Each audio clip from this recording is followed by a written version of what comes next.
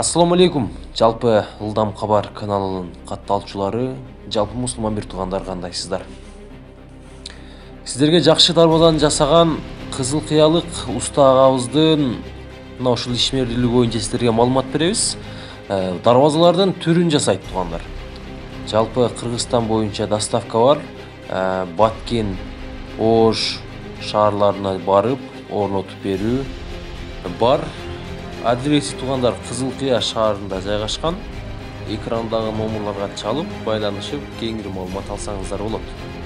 Дарбазалардын баалары кандай, канча сомго жасалат, канча метр, канча узун, канча турасы, канча мына ошол боюнча кеңири маалымат аласыздар.